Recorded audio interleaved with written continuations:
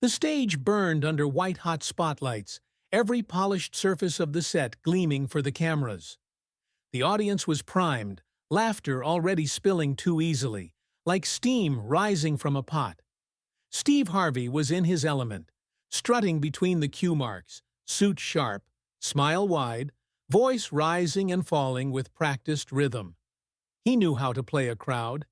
Years of stand-up had taught him when to stretch a pause, when to jab with a punchline, and when to let silence hang for just long enough to sharpen the release. The early jokes landed as expected. Digs at Hollywood egos, jabs about actors' botched sequels, a well-worn line about celebrity marriages. The crowd laughed dutifully, leaning into the warmth of the performance. The cameras swept across faces, capturing stars in gowns and tuxedos, teeth shining as they threw their heads back. Everything moved as it always did, predictable and safe. Then Harvey paused, a grin tugging at the corners of his mouth. He adjusted his tie, leaned into the microphone, and said it. "I don't need training to beat Chuck Norris."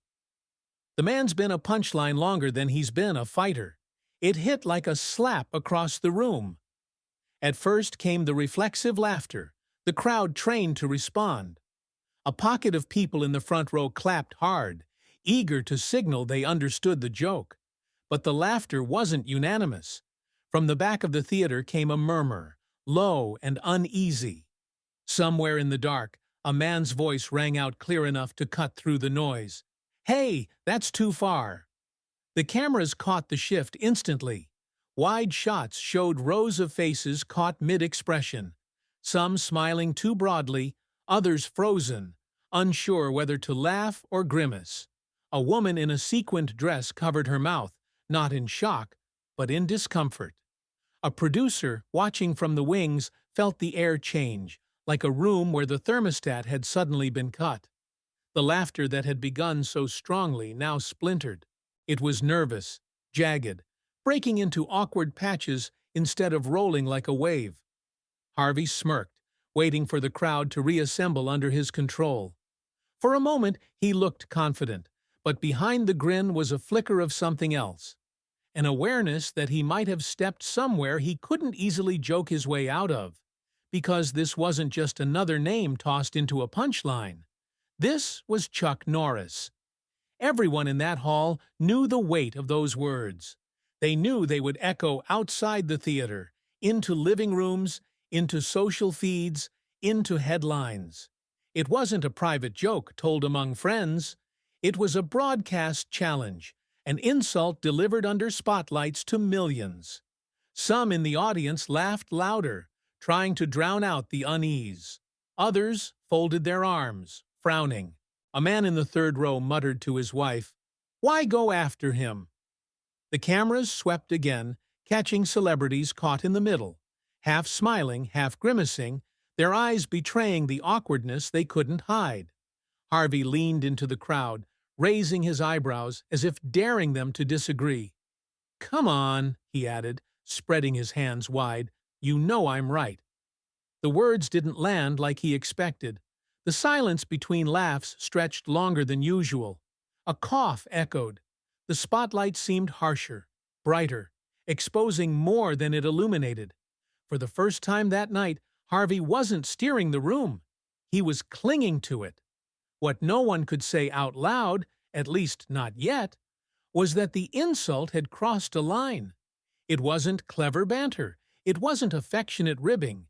It was a dismissal of a man whose name still carried weight far beyond cinema. A man who symbolized something larger than scripts or fight choreography.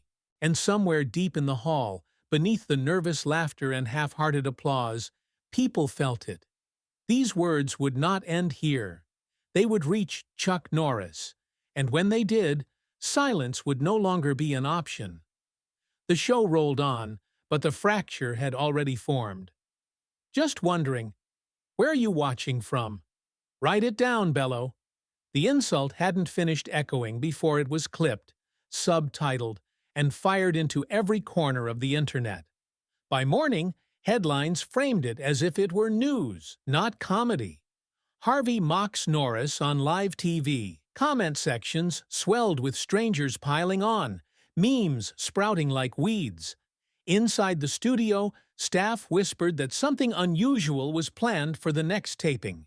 No names, no confirmations, just an edge in the air. A black sedan was spotted idling at the stage door. Crew members straightened their headsets, their movements clipped as though bracing for a storm. The studio smelled of floor polish and hairspray. Warm lights pressed down, flattening every color. The audience filed into their folding seats, laughing too loudly at the warm-up comic, clutching bottled water as if it might anchor them when the real show began. Steve Harvey paced backstage, cue cards in hand. He told himself he'd done this 1,000 times. His grin was set, his tie crisp, but the cards felt heavier tonight, the jokes brittle in his fingers. When the band struck its opening sting, he strode out under the lights. The first lines landed easily enough, safe material about traffic and celebrity egos. The crowd laughed on cue. For a heartbeat, it felt normal. Then the room changed. A camera broke from its mark, sliding toward the aisle. Audience heads turned as one. The monitors caught it too. Chuck Norris was walking down the center aisle. No announcement, no music, just steady steps, unhurried, as if time itself had to wait for him. He wore a dark jacket and white shirt, nothing flashy.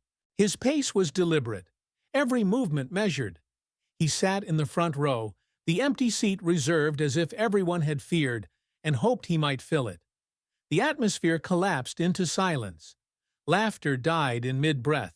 A woman lowered her phone without realizing it. Somewhere in the balcony, a cough cracked the air like a gavel. Even the band, sensing something had shifted, dropped their instruments into uneasy quiet. Steve looked down and saw him. His smile froze, teeth still showing, but the warmth gone. He tugged at his jacket hem, trying to keep the performance rolling. "Well," he said, aiming for breezy and hitting brittle, "look who decided to show up." A handful of people laughed, more out of obligation than amusement. The rest just watched. The silence stretched, filling every corner. The director cut to a close-up. Chuck's face filled the giant screens, beard neat, jaw firm, eyes steady. No anger, just a quiet, level appraisal. It was the absence of reaction that made it brutal. Steve reached for his safer lines, words about the weather, about awards, shows dragging too long. But each landed weak, laughs thinning until they disappeared altogether. The air felt like a classroom after the principal walks in. Nobody moving, nobody willing to be the fool. Chuck sat motionless, hands resting calmly, shoulders square. Not a twitch, not a glance at the cameras. He didn't need to raise his voice. His stillness was louder than anything Harvey could say. The crowd became a character of its own. In the middle rows, a teenager dropped the foam finger she'd brought for the taping. Up top, two friends leaned toward each other. One whispered, "Can you feel that?" The other just nodded. In the front, a man crossed his arms and stared hard at the stage. Steve kept talking, words tumbling out, but the audience was no longer with him. Their eyes drifted, pulled to the front row, to the figure who hadn't spoken a word. The cameras kept cutting back to Chuck. The close-ups revealed the smallest details. The controlled inhale through his nose, the knuckles loose on the armrests, the faint tilt of the head as if measuring the weight of the moment. Nothing dramatic, nothing theatrical, just control. A producer scribbled a note and had it passed down. The slip reached Steve. "Acknowledge him. Move on." He glanced at the words, then at the front row. He tried again, forcing a smile. "Since you're here—" The phrase broke apart in his mouth. He laughed at his own stumble, but the hollowness echoed. Chuck didn't move, didn't blink. Someone in the audience began clapping, a single pair of hands striking in the quiet. Others joined, unsure at first, then stronger, the sound swelling. Not laughter, not relief. Applause. For presence. Steve grabbed at it like a lifeline, waving as though he'd meant for this all along. But the energy was gone from his voice. The show was no longer his. As the segment rolled toward commercial, the band tried to play them out. But the truth had already settled in. Chuck had taken the stage without stepping onto it. He had stripped Harvey of the one thing he lived on: control of the room. And everyone in that studio knew this wasn't the end.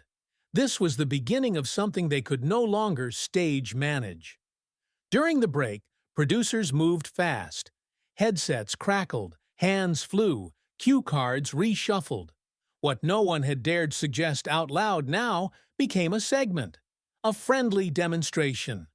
A stagehand laid 2 strips of gaffer tape on the floor. The warm-up comic tried to kill the tension, but the audience only fidgeted, their eyes on the empty marks. When the show came back live, Steve Harvey smiled too wide. "Since our guest is here," he said, the word guest hanging in the air like an apology, "we thought we'd clear something up. I may have said I don't need training to beat him, so let's show the people. Nice and easy." Laughter was thin, uncertain. All eyes turned to the front row. Chuck stood slowly, buttoned his jacket, then unbuttoned it again, practical, not showy. He walked onto the stage with no wasted motion, each step deliberate. At his mark, he planted his feet, posture calm, controlled. The cameras zoomed close, his jaw set, his hands loose at his sides. No aggression, no nerves, just presence. Harvey stepped to his tape line, trying to stay loose. "Okay, nothing serious," he said, raising his hands in a mock guard. He threw a jokey jab. Chuck didn't flinch. The fist swiped through empty air, landing nowhere. The audience gave a ripple of laughter, edged with relief.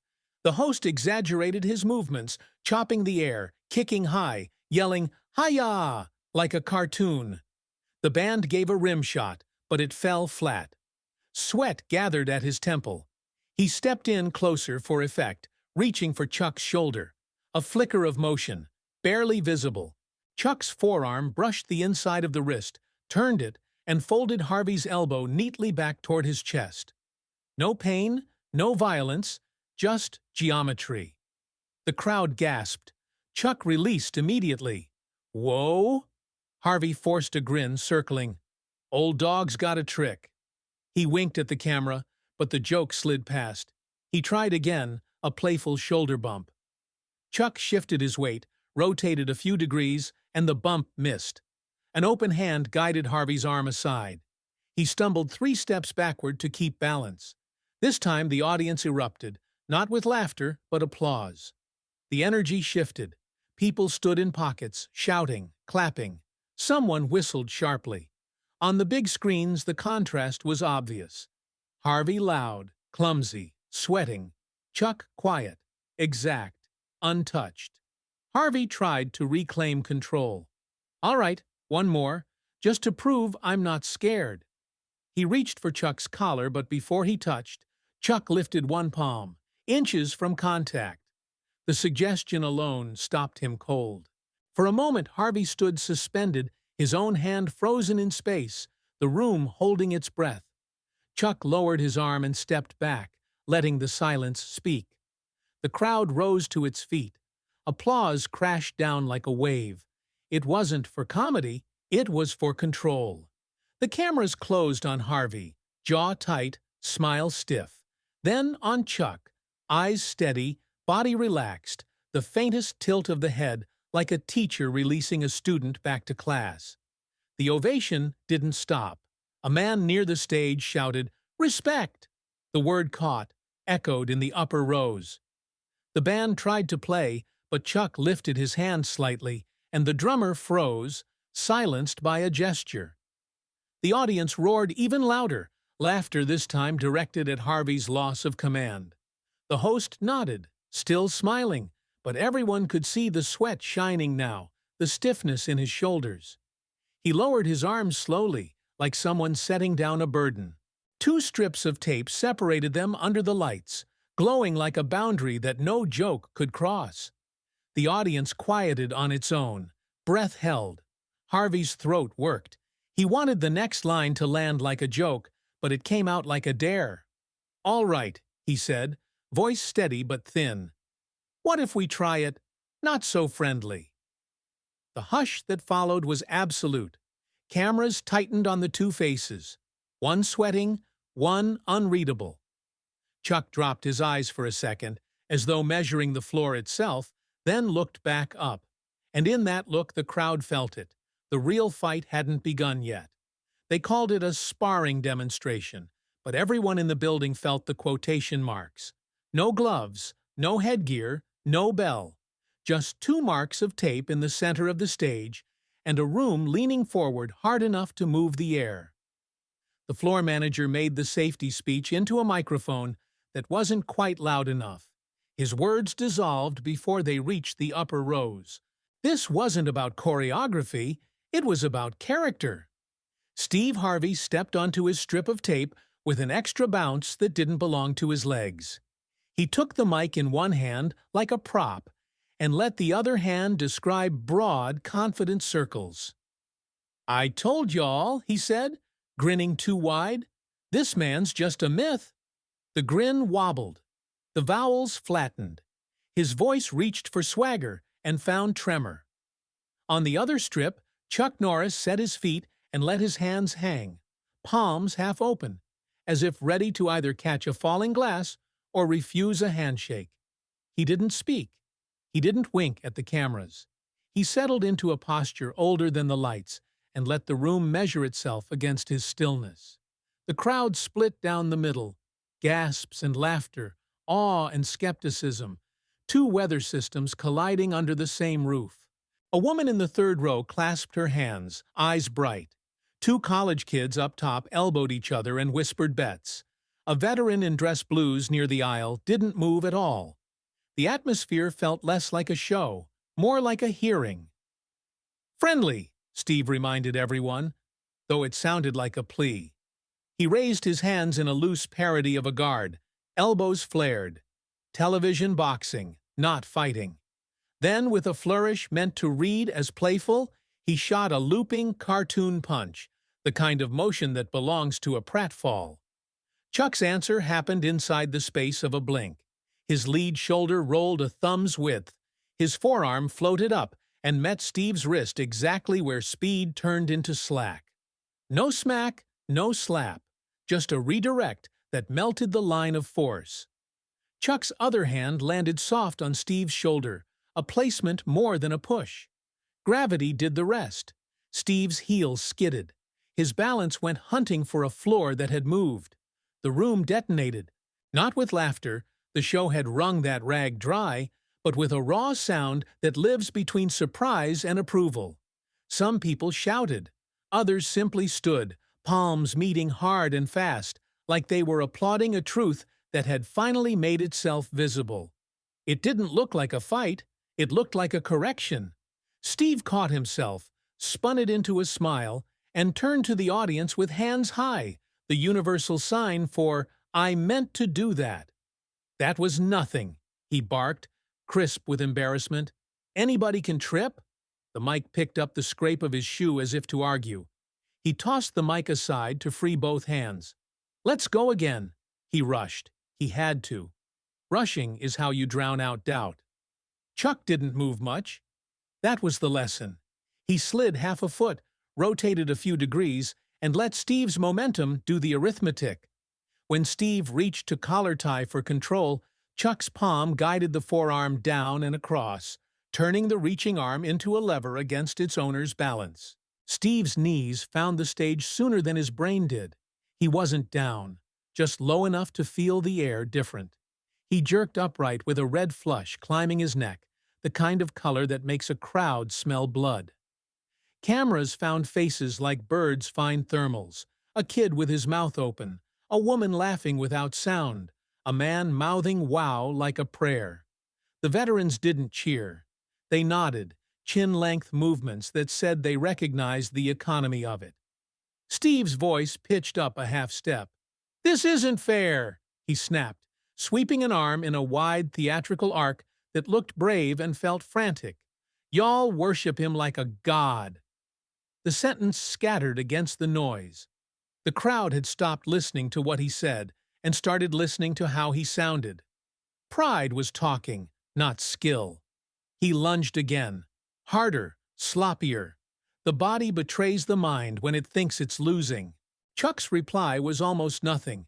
A shift of hips, a hand that met an elbow and gave it 1 inch of suggestion, a step that arrived before it looked like a step. Steve's grip failed without being broken. He stumbled through the space where Chuck had been. The audience cried out in a single involuntary "oh" that bent upward at the end, astonished. "Keep it light," the floor manager hissed into a headset no one heard. The band leader, panicking, dropped a jaunty hi-hat pattern that clashed with the moment. Chuck glanced once toward the drummer. Not a glare, just a look that asked for quiet. The sticks stopped mid-air. The crowd laughed, quick, grateful, then returned to the lesson. Steve wiped his forehead with the back of his hand, cheeks shining under the lamps. He squared to the tape line like a man demanding that the ground honor a contract. He feinted big, then bigger, and when even that didn't move Chuck, he drove straight, chest first, arms reaching for anything to make the stage his again. Chuck let him arrive. Then he removed the argument. A palm kissed tricep, soft, exact, while his center turned and his base stayed where force lives. Momentum unhooked from intent. Steve wasn't thrown. He was placed into the idea of falling and given the option not to. He took it, wobbling back into a stand that looked like surrender dressed as pride. The temperature spiked. People weren't asking for blood anymore. They were asking for mercy they could respect.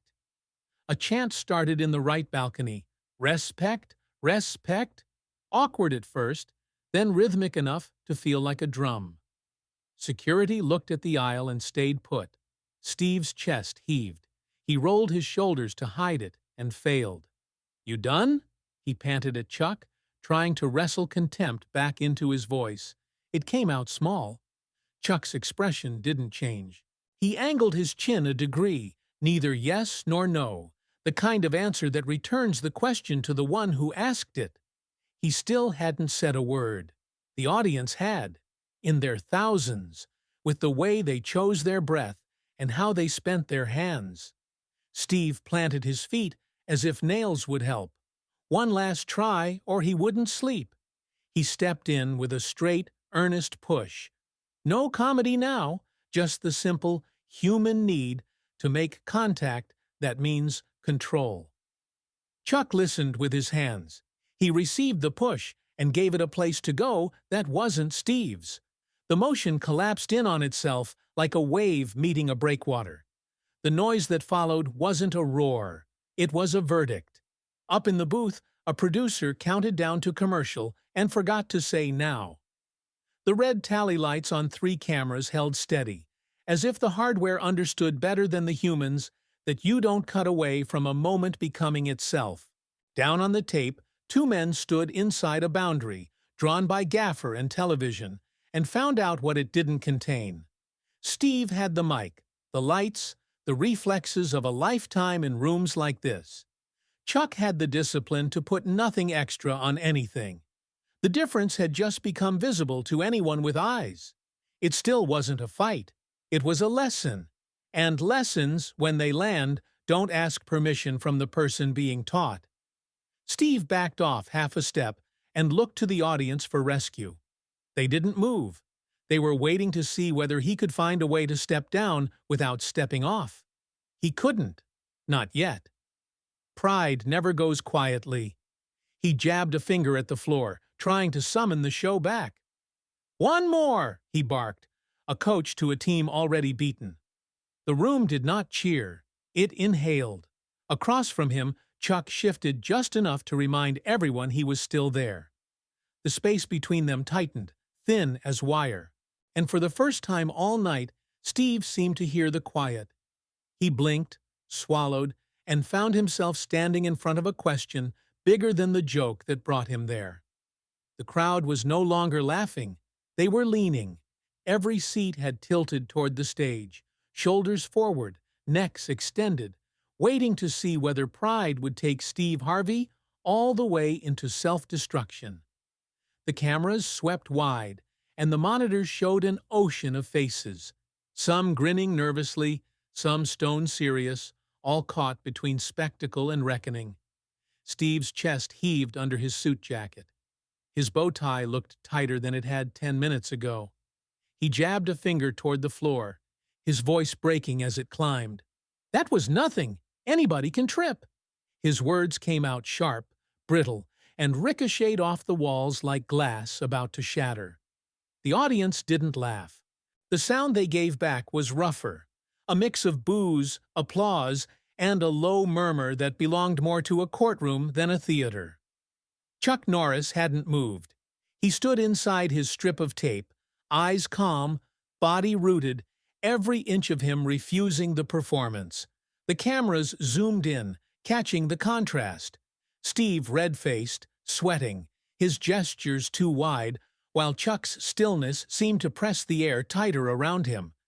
Then Steve lunged again, not as a joke, not as parody. He charged forward with both hands, like a man trying to shove down the tide. The move carried weight, but no direction. Chuck's reaction was almost invisible.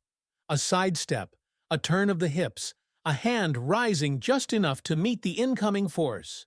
In a breath, Steve's momentum folded him down, his knees touching the stage as if the floor had always been waiting. The sound from the audience hit like thunder. Children's eyes went wide, their mouths open in disbelief.